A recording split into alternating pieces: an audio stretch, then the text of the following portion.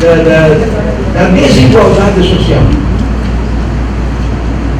Estado foi, suponho que vocês tenham lido A Origem da Família, a Propriedade do Estado de Engels, suponho que vocês tenham lido as obras críticas de Marx, que vocês tenham lido A Guerra Civil na França, do Marx, e das duas uma. Lá Marx diz claramente que não é por questão de autoridade, é por questão do exame do processo real. A classe operária não pode tomar o Estado e colocá-lo a seu serviço. A classe operária tem que destruir o Estado burguês. Aceita ou não? Porque se você quiser defender um Estado democrático, um Estado mais preocupado com o interesse social, um Estado mais um Estado laico, e aqui eu vou fazer um parênteses, fazer uma provocação. A nossa luta hoje não é claro que também, mas não é a defesa do Estado laico contra a interferência religiosa no Estado, não. A nossa luta fundamental, digo nossa no sentido da classe trabalhadora, é pela eliminação, extinção do Estado. O Estado laico, por mais laico que seja, é produto da Revolução, como ele estava dizendo, é produto da Revolução Burguesa. Quando esta revolução é, digamos, completa, como foi na França, na Inglaterra, na Europa Ocidental, o Estado lá é profundamente laico, ainda que também tem interferências religiosas, não existe laicidade pura. Mas aqui no Brasil, a Revolução Burguesa nem foi completada, é incompletável. Portanto, a interferência religiosa que começou lá na invasão e colonização do Brasil, sempre continuou, sempre esteve presente. Hoje é apenas profundamente intensificada, porque há uma necessidade social disso. O capitalismo lança mão para a sua reprodução, para a defesa dos seus interesses, esses valores religiosos. Mas esta religiosidade está do lado das classes dominantes. Quanto mais ela entra no Estado, mas não só no Estado, na administração do Estado, na economia, na ideologia, na educação, quanto mais ela entra, mais ela está do lado das classes dominantes. Portanto, está defendendo a exploração de um ser humano pelo outro, defende a propriedade privada. Então,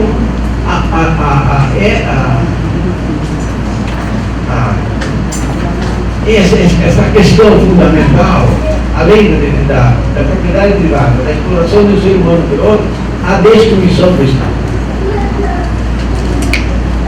São questões que não admitem uma terceira via. Não, até porque a própria dinâmica do capital está mostrando que o Estado tem que ser cada vez mais regressivo. Por causa, diante da crise, diante da necessidade de intensificar a exploração dos trabalhadores, entra o Estado, do seu braço jurídico, isso está acontecendo no Brasil, do seu braço jurídico, do seu braço administrativo, do seu braço militar, repressivo. A gente precisa abrir os olhos para isto. Não há. Fico à vontade para discordar de mim. Mas eu sou enfático disso porque eu acho que a humanidade não tem mais tempo de ficar com meias medidas. Não há mais possibilidade de volta ao estado de bem-estar social. Daqui para diante é ou tudo ou nada. Se traduz também na série de afirmação de o socialismo barbárie. Não é muita gente pensa que a luta pela emancipação humana é a luta por um mundo mais justo, mais livre, mais igualitário, mais isso e mais aquilo. Mas emancipação humana não é mais isto ou mais aquilo. É isto, aquilo e ponto. Não é um mundo menos igualitário, é um mundo igualitário, simplesmente. Mas a igualitariedade nasce de novo do trabalho associado. E é a partir do trabalho associado que existe a possibilidade de os indivíduos se realizarem na sua forma mais plena possível, portanto, a diversidade efetiva só pode existir no sistema comunista.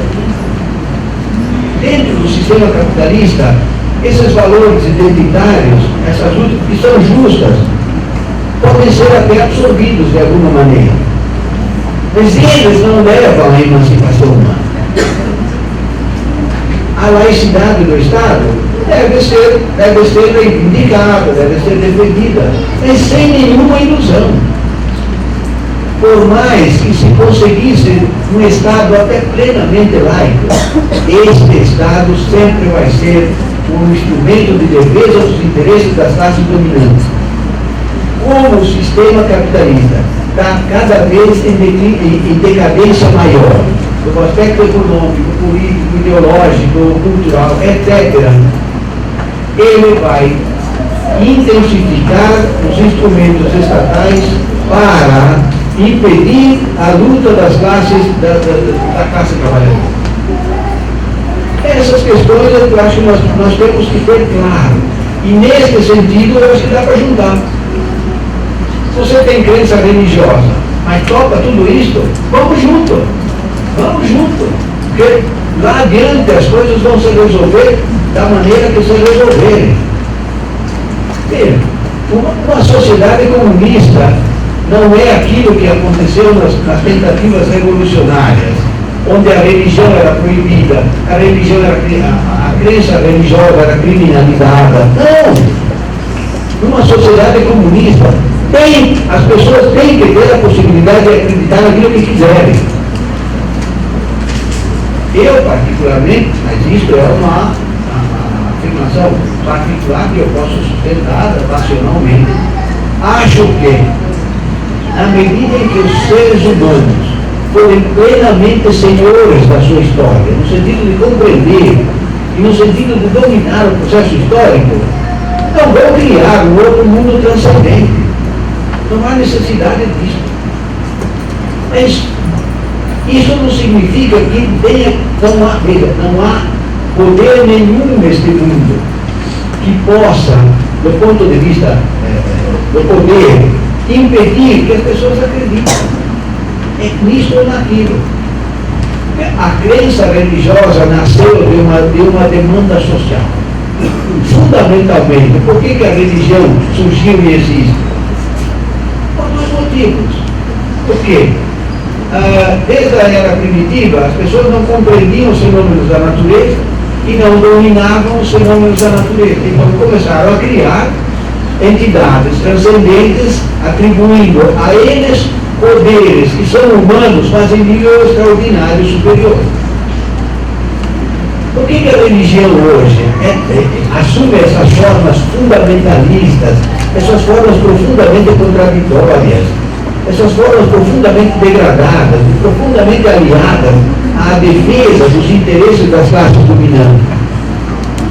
Porque o sistema capitalista, na crise atual, ele entrou num fetichismo tão grande que as pessoas não compreendem mais. Não sabem o que está acontecendo. As pessoas se sentem como joguetes no meio de um tornado, no meio de uma situação tão complicada que não entendem, não podem dominar, e aí, vão fazer o quê? Vão apelar para forças extraterrestres, forças, outras que possam resolver os problemas. É assim mesmo. E, portanto, a religiosidade, a meu juízo, só desaparecerá quando os problemas sociais, estes, desaparecerem. Quando nós somos senhores da história, compreendendo o processo histórico desde a primitiva humanidade até hoje, e pudermos controlar o nosso processo histórico, ainda que nunca absolutamente,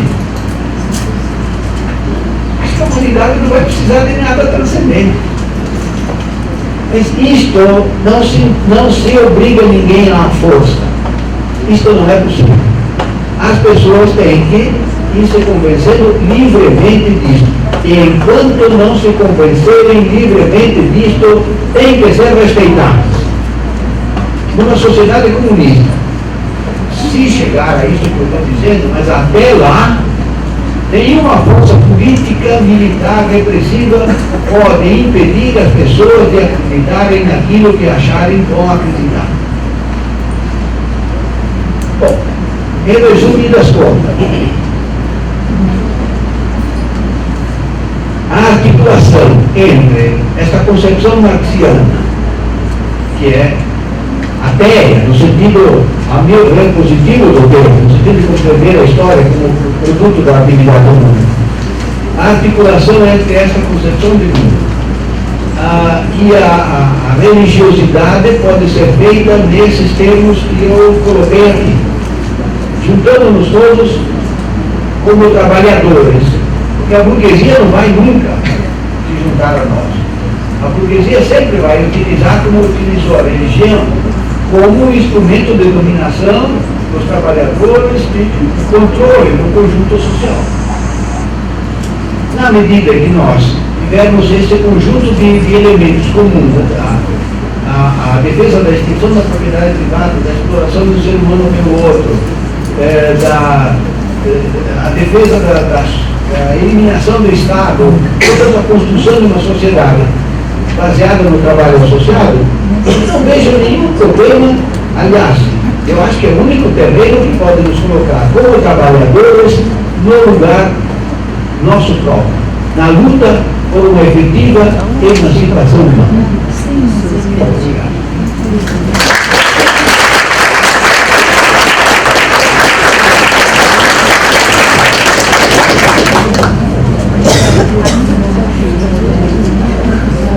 Bom, a nossa proposta é fazermos 2 blocos de 5 perguntas. 2 minutos para cada pergunta. A gente pede para a pessoa, né, quem tiver interesse, vir aqui.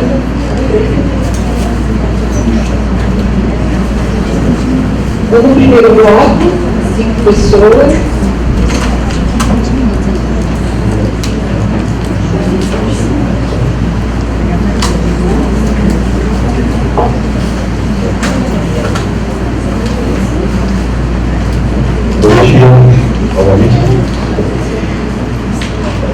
Bem pouco para cá. O X da questão. Pode estar bom aqui?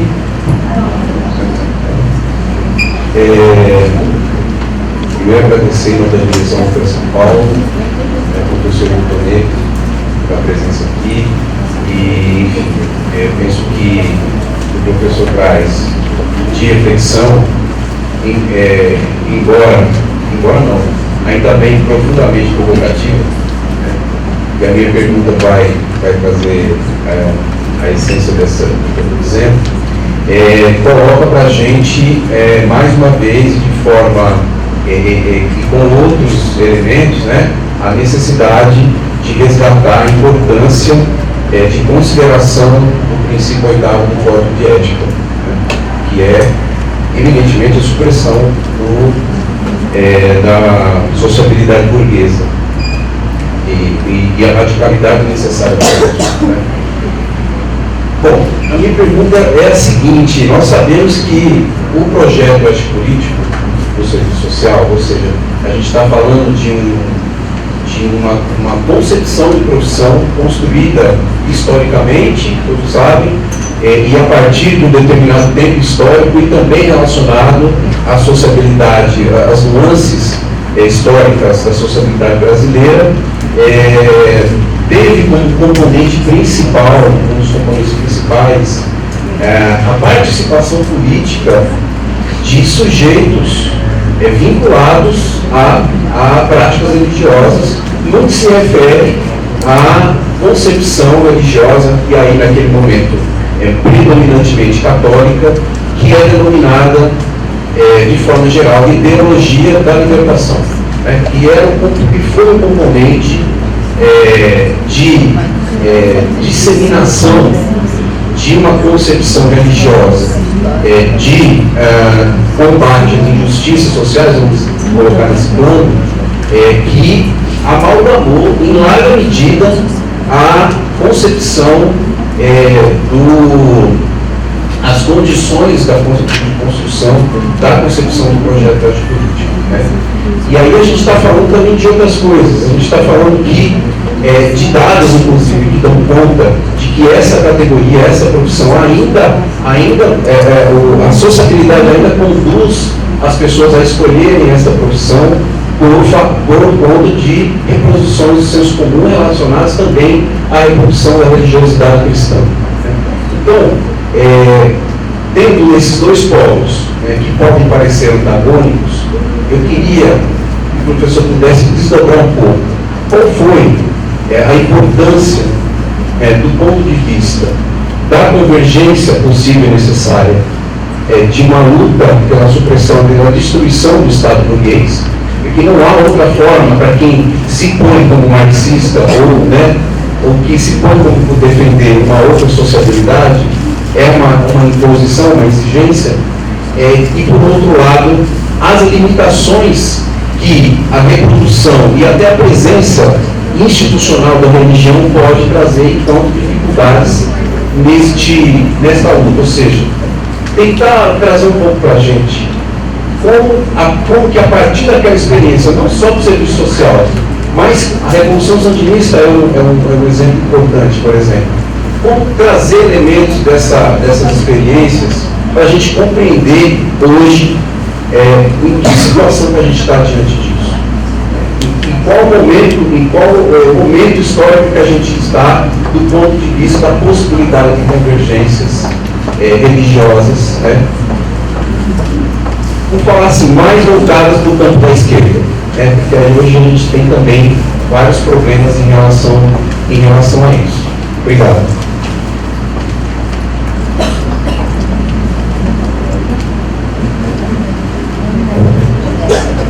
Mais alguém?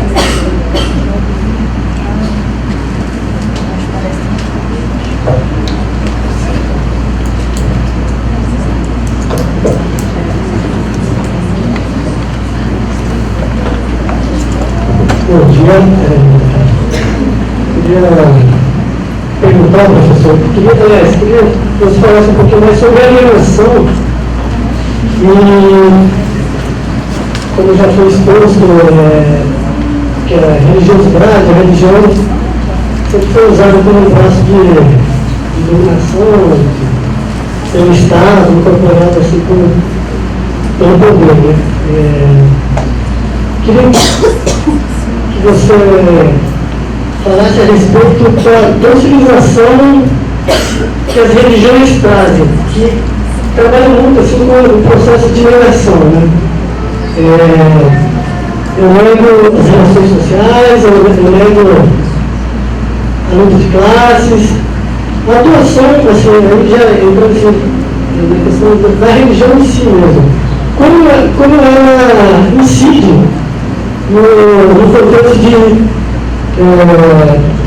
pacificar, criar cordeiros, pessoas não participantes, aí já é na questão da cidadania, dessas coisas todas, mas é isso.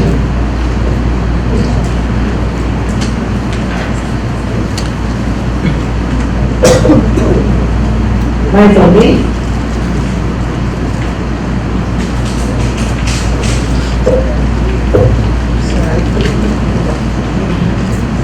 Bom dia mais uma vez, quero agradecer aos professores as palavras tão instigantes, assim, acho que é fundamental isso, né?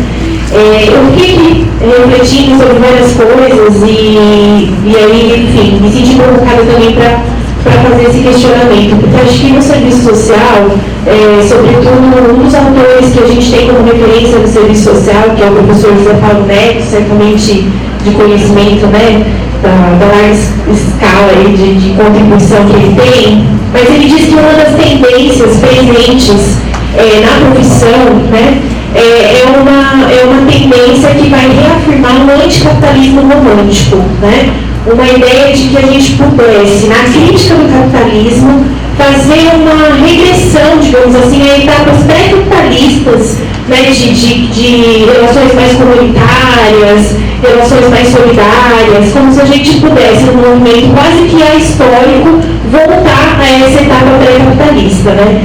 E aí eu gostaria de saber também um pouco o que o senhor pensa sobre essa questão do anticapitalismo romântico, ou seja, de uma crítica ao capitalismo, mas que não chega às raízes de pensar a radicalidade dessa crítica e, portanto, acaba reafirmando algo histórico, né, não desprovido de história. E aí, nesse sentido, acho que também fazer uma pergunta no sentido das condições históricas hoje no Brasil da luta pela emancipação humana. Quais são as condições históricas e possibilidades reais e, portanto, não idealistas que nos colocam nessa luta pela emancipação humana? Gostaria que o senhor pudesse falar um pouco sobre isso. Obrigada.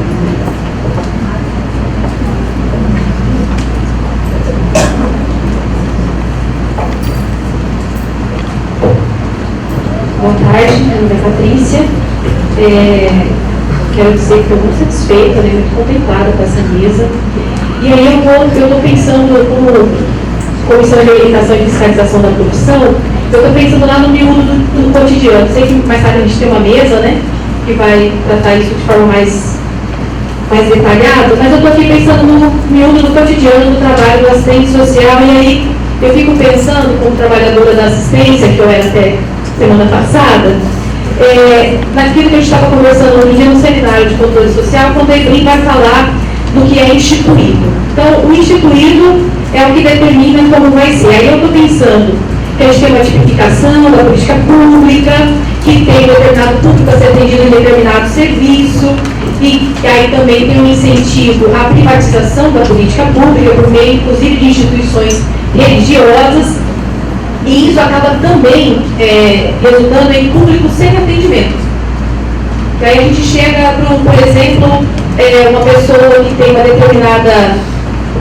determinado problema de saúde, está adoecido, não tem nenhum apoio familiar, vive sozinho numa casa abandonada, sem conseguir se alimentar porque não consegue, né, andar para poder fazer seu próprio alimento, não consegue ter seus próprios cuidados, mas não cabe serviço de cuidador porque ele não é idoso, não cabe LPI porque ele não é idoso, ele só tem 50 anos. E aí, como isso também é resultado do que o senhor disse da interferência da religiosidade na vida social.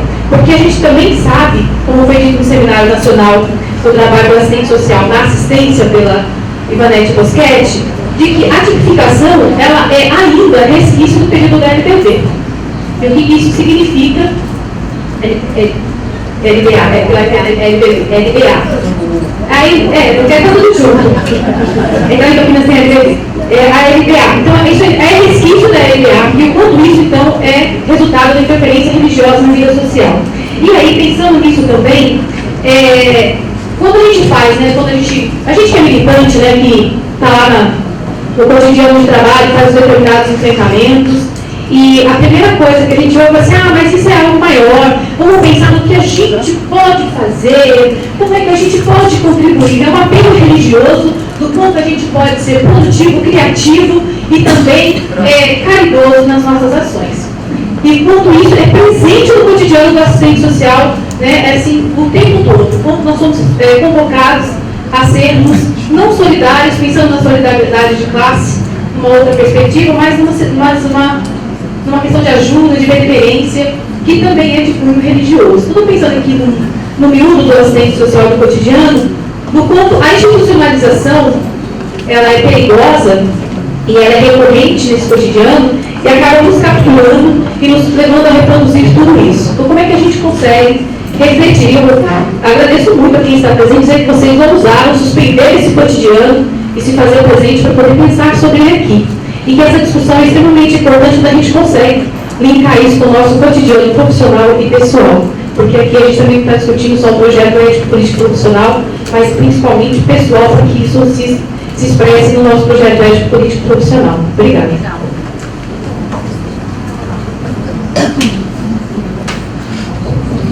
Bom dia, professor que fala, bom dia a todas, todos. Acho que, na verdade, trazer aqui uma reflexão importante, acho que gostaria que o senhor aprofundasse mais um pouco, sobre o fundamentalismo religioso como expressão atual, né, do modelo conservador, de imposição, de fé, e comparasse a dimensão da fé que está ligada a perspectiva ontológica do ser social.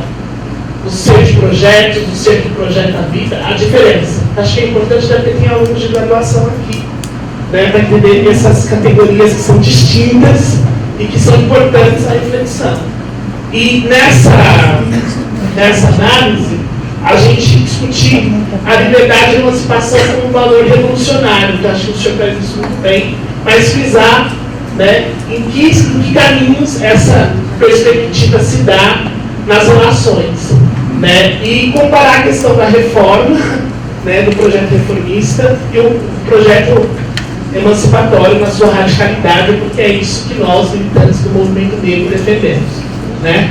Uma sociedade que acabe com o racismo e também com o capitalismo. É isso.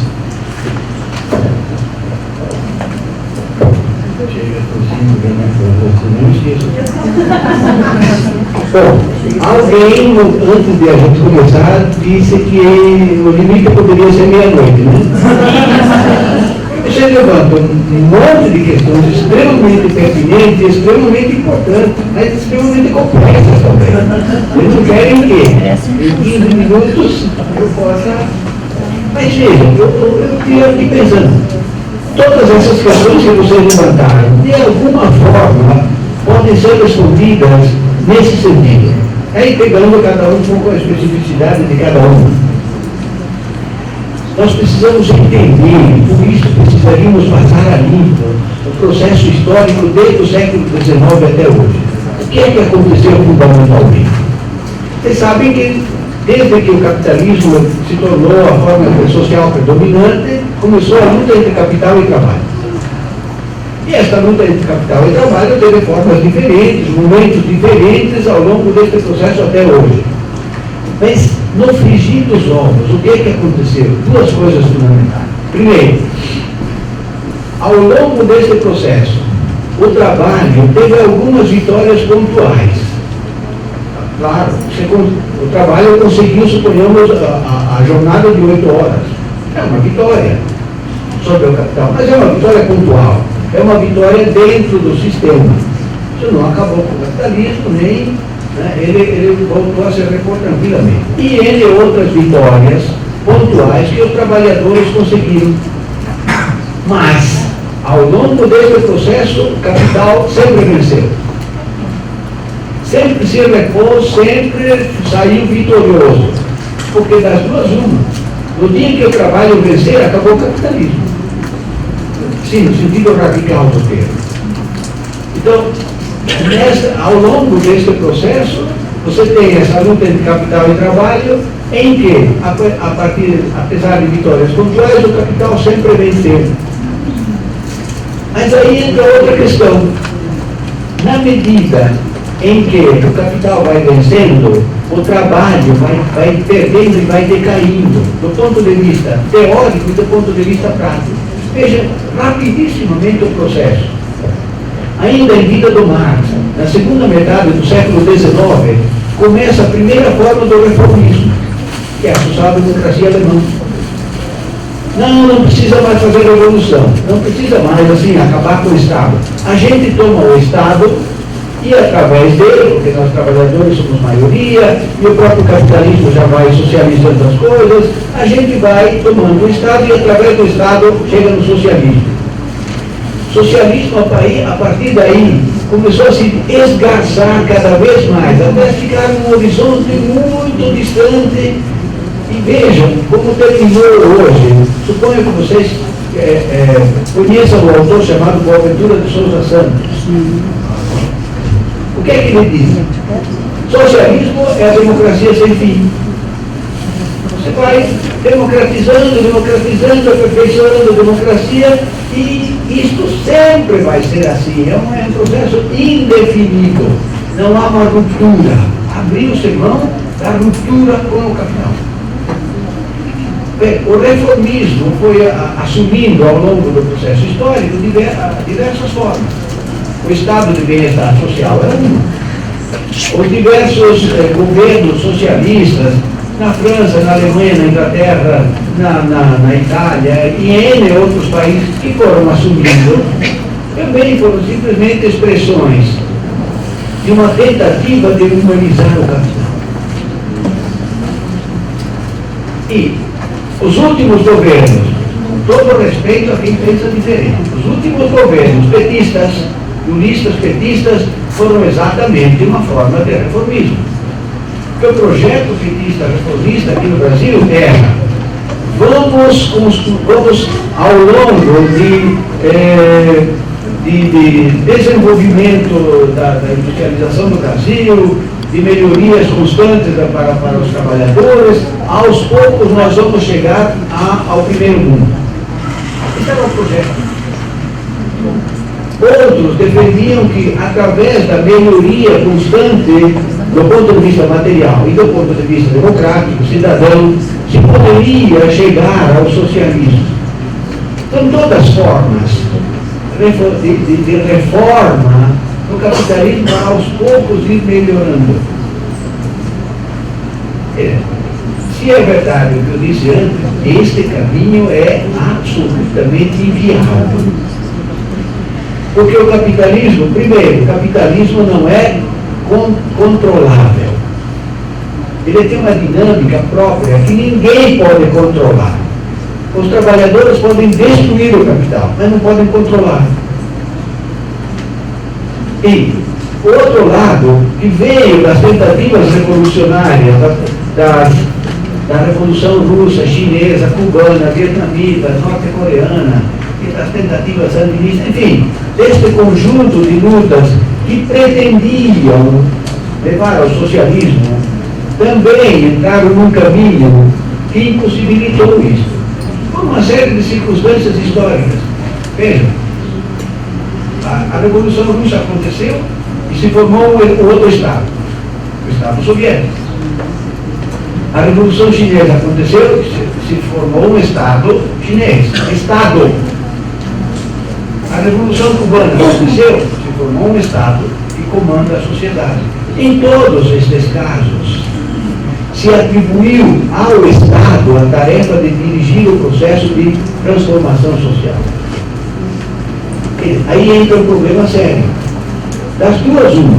Ou o Marx está certo ou o Marx está errado. Se você conseguir provar que ele está errado, tudo bem. Tranquilo. Mas volto àquilo que eu disse antes. Na Guerra Civil na França, Marx diz com todas as letras: a classe operária não pode tomar o Estado e colocá-lo ao serviço dos seus interesses. Eu desafio qualquer um, aqui e no universo inteiro, a me provar que isso está errado. Pode ser que eu esteja e o Marx também esteja errado. É tranquilo isso. Mas tem que provar. Todas as tentativas de fazer isso pela via reformista e por esta via revolucionária de tipo soviético deram com os burros na água e sempre darão. Porque quem tem que ver, a outra frase do Marx, acho que passar o certo, é que a libertação da classe trabalhadora será obra da classe trabalhadora. Não é obra de um partido, não é obra muito menos de um Estado. Mas o que aconteceu ao longo deste processo e que nos levou a essa situação foi isso. Por esses dois caminhos se chegou numa situação em que, quando estoura a crise do capital, essa crise última, a partir de 1970, os trabalhadores estão desnorteados. Política, ideológica, teórica e organizativamente. Vocês são testemunhas que hoje, na maioria dos partidos de esquerda e na maioria do sindicalismo, predominam uma burocracia que quer se auto-perpetuar, que não tem como objetivo erradicar o capital, mas tem como objetivo conseguir determinadas benesses na luta com o capital. O resumo dos resumos, resumidamente resumido. Ao longo desse processo, por uma série de circunstâncias práticas e teóricas, que eu não posso resumir aqui, mas que a gente faz um pouco nesse livro, A Grande Revolução Russa, faz um pouco a trajetória disso, e em outros textos, a classe trabalhadora foi se educando e sendo educada para lutar com o capital e com o Estado, e não contra o capital e contra o Estado. Mas o objetivo central da classe trabalhadora, independente de que ela saiba ou não, é lutar contra o capital e contra o Estado. Se ela abandona isto, ela entra no terreno da luta que interessa ao capital. E que está sempre subordinado ao capital, por mais que você conquiste o Estado. Ah, sim, agora nós que estávamos fora do Estado, mas que nos propomos a construir uma sociedade justa e igualitária, tomamos o Estado. Fatalmente você vai fazer o que o capital manda. Por uma determinação ontológica. Quem manda nessa sociedade é o capital. O Estado está subordinado aos interesses do capital, para mais ou para menos. Ele não tem como enfrentar o capital, porque ele nasce do capital. O Estado moderno é uma figura que nasce do capital. Então, todos esses problemas hoje, a situação em que está a relação entre a religião e o Estado, nascem um pouco daí. Aquilo que o Luciano estava levantando, a questão da teologia da libertação, dessa articulação, é muito minoritária. E quando a teologia da libertação se aliou com outros grupos para a fundação do PT, em 1979, 1980, por aí, já foi uma perspectiva reformista. Sabe por quê? Porque o fundamento, do ponto de vista de classe, da fundação do PT, foi a aristocracia operária. A aristocracia operária, em aliança com setores de esquerda, setores que tinham entrado na luta armada e que saíram da luta armada, enfim, uma série de outros, mas já nasceu reformista. Nunca, veja, o Lula nunca enganou ninguém. O Lula disse, eu não sou socialista, eu sou um operário mecânico. Ele nunca enganou ninguém. Ele não era socialista, ele não lutava pelo socialismo. Ele no máximo lutava por uma sociedade mais igualitária. E continuou sempre, até hoje. Então, hoje, essa questão, por que hoje, na relação entre Estado e religião, domina o fundamentalismo mais descarado?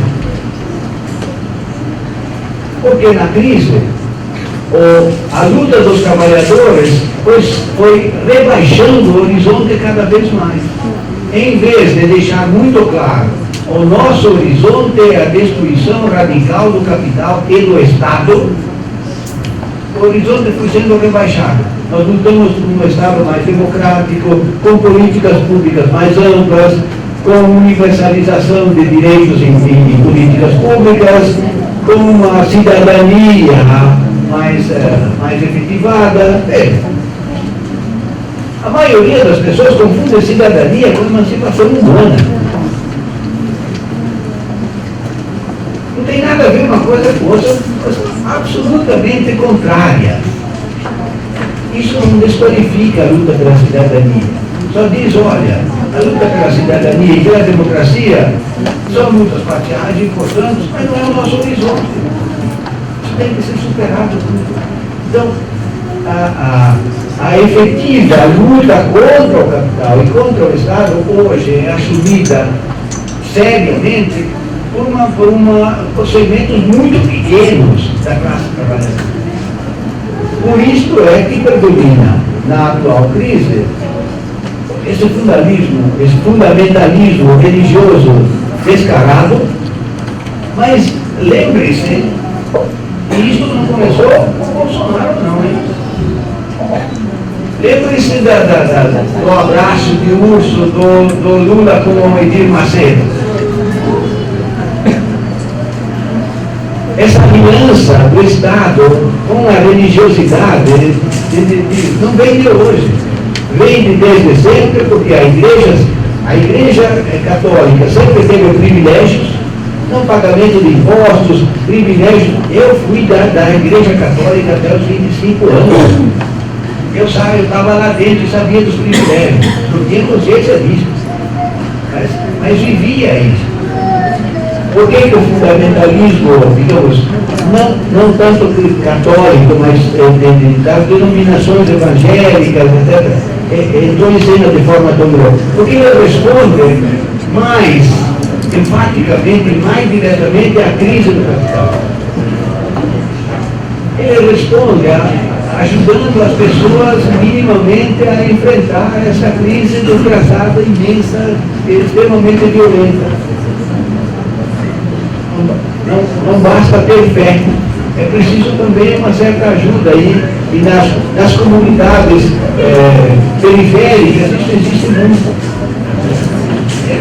Eu acho que com isso eu estou respondendo um pouco a maioria das questões que foram colocadas aqui. Eu sei que existe uma preocupação com o cotidiano. Nós todos somos profissionais, de alguma maneira, somos trabalhadores, mas não esqueçam, nós, na maioria das vezes, somos trabalhadores não proletários. Ou seja, nós não somos o sujeito fundamental da revolução. O sujeito fundamental da revolução, que é o proletariado, está ausente. Por que ele está ausente? Por causa de todo esse processo histórico. Faça uma enquete aí entre os trabalhadores, entre os operários mesmo, se eles querem fazer revolução, se eles querem o comunismo. Não tem nem ideia, a maioria, do que significa isso. O rebaixamento chegou num nível tal e gerou toda essa situação complicada em que nós estamos. Então eu digo para tentar um pouco finalizar, a gente tem que ter ao mesmo tempo uma enorme pressa e uma enorme calma. Por que temos que ter pressa? Porque a humanidade está à beira da extinção. Se deixarmos o capitalismo continuar nessa estrada, ele vai levar à destruição da humanidade. Eu suponho que vocês tenham filhos, tenham netos, quem tem, e desejem a eles uma vida boa, efetivamente boa, digna. Mas deste passo, a coisa não vai. A coisa vai degenerar cada vez mais, uma vida cada vez mais barbarizada. Então, nesse sentido, temos que ter pressa. Mas, no outro sentido, temos que ter calma. Porque temos que resgatar a perspectiva revolucionária. Ah, mas no meu trabalho eu fico louco, como é que eu vou fazer a revolução? Provavelmente você não vai fazer, não. Na maioria dos nossos trabalhos, inclusive na educação, hein? Você está contribuindo, não é por maldade, por necessidade, você está contribuindo para reproduzir o capital. Agora, se você quer assumir a perspectiva de uma luta radical contra o capital, aí depende um pouco de você se juntar com outras pessoas que querem e encontrar formas. Primeiro, se você é contra o capital radicalmente, você tem que ser apetrechado teoricamente. Eu já dizia ontem e repito e sempre vou repetir isso. Se vocês saírem daqui e não tomarem a decisão de estudar com seriedade a teoria mais elevada que a humanidade já produziu, que é a do Marx, vocês estão se enganando a si mesmos e querendo enganar os outros. Veja, por um simples motivo. Se você quer atingir um determinado fim, você tem que usar as ferramentas mais apropriadas.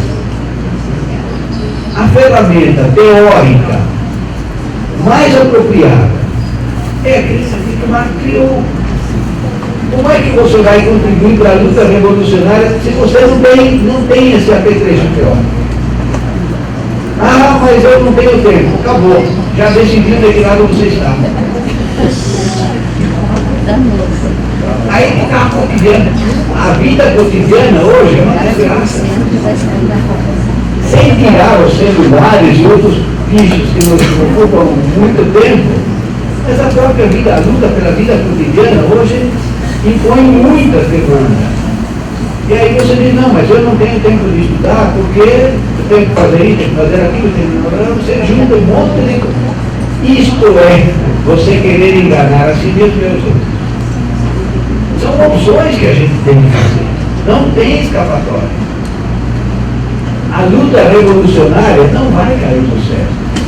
Vai nascer de decisões cotidianas nossas, cuja primeira é o apetrechamento teórico. Claro que no jornal você vai ter que estudar durante 10 anos, para depois fazer, não é nesse sentido. Mas minimamente, é sempre, se vocês voltarem, eu vamos fazer aquilo, seria muito interessante, voltar a examinar a categoria do trabalho.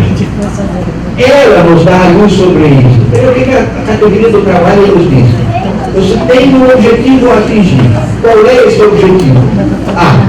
Agora, você está vendo qual é o objetivo, você tem que buscar os meios. Quais são os meios? Você tem que buscar conhecendo a realidade. E ao conhecer, agora sim, na medida que você vai se apetrechando teoricamente, você pode exercer uma prática mais voltada para aquele fim. Se você não souber corretamente qual é o fim e não buscar os meios adequados, você de novo está se enganando a si mesmo, fazendo um discurso muito bonito e enganando os outros que também vão na mesma toada.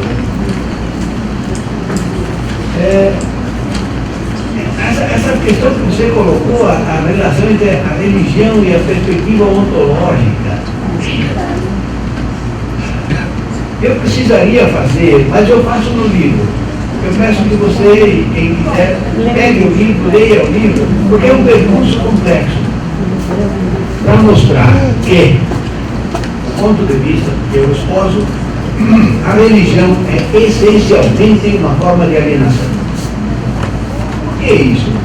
Porque ela tira das suas mãos o poder de compreender e controlar a história e joga para o transcendente.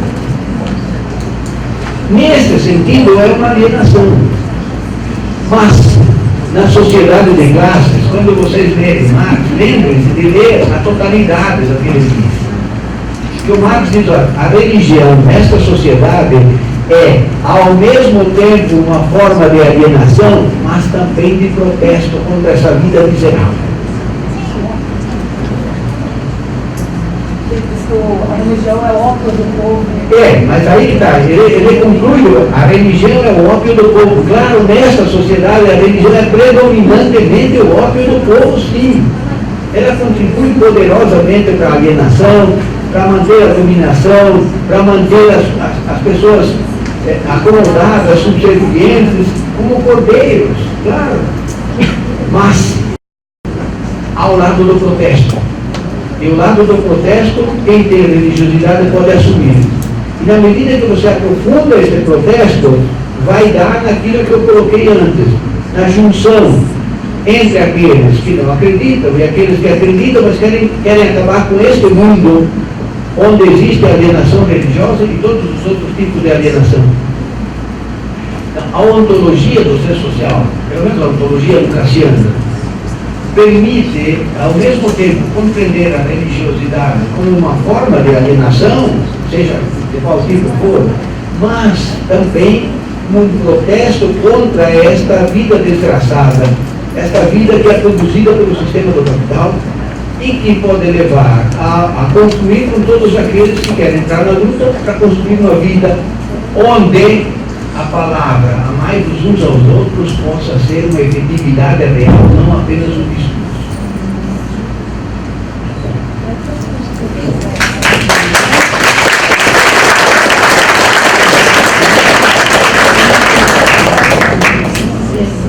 A gente quer saber se tem mais alguém que quer fazer uma pergunta. Já tem uma pessoa lá.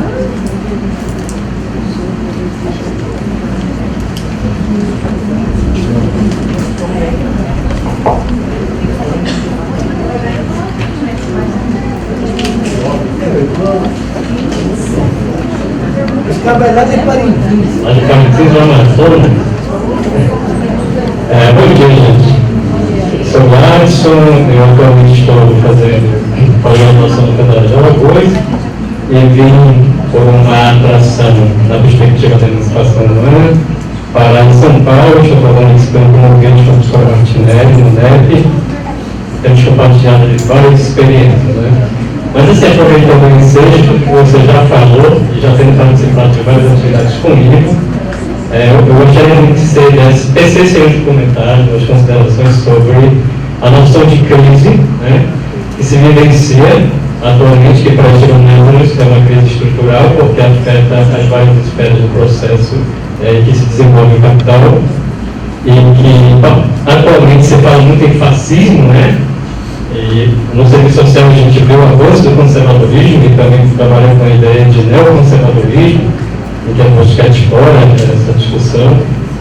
E assim, eu vejo a necessidade de se fazer essa discussão para entender como é que o Estado e o capital, né, mediado pela presença do Estado, ele lança a mão da pressão, da violência, que não é uma violência que se manifesta só numa situação como a que está posta, mas existe também uma violência velada, no entendimento de que a democracia, e você explora muito bem isso, ela é entendida também como uma ditadura velada. Fazer essa distinção entre a democracia enquanto ditadura velada, as ditaduras, que no Brasil nós temos a expressão da ditadura civil-militar a partir da década de 60 até a década de 80, como uma característica bem explícita, e fazer essa distinção do que vem a ser o fascismo, considerando que tem um texto que Lessa, antes da eleição desse sujeito que está em presidência, né? Esse sujeito, que é o termo, o adjetivo mais adequado para expressar, mas antes de ele ascender aí ao poder, havia uma discussão já feita pelo professor Sérgio Lessa sobre fazer diferença entre o que é fascismo e o que não é, justamente para evitar esse problema de compreensão da realidade e fazer os encaminhamentos necessários. Então seria mais ou menos isso. E eu faço uma sugestão também de leitura. Acredito que a maioria aqui é profissional de serviço social, é professor, é estudante, etc. Tem um texto da professora Maria de Vasconcelos, que é uma assistente social e luta de classes.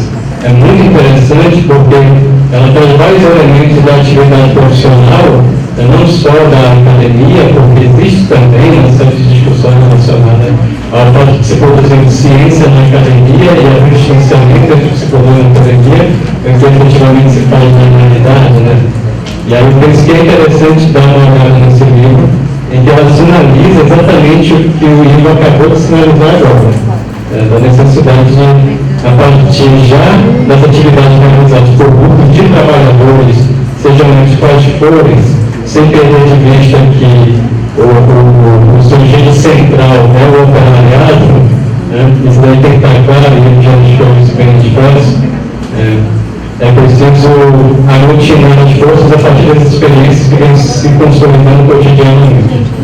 Ou seja, onde é que há um núcleo de trabalhadores que tem trabalhado numa perspectiva de emancipação humana e não política, que também já fez a distinção aqui.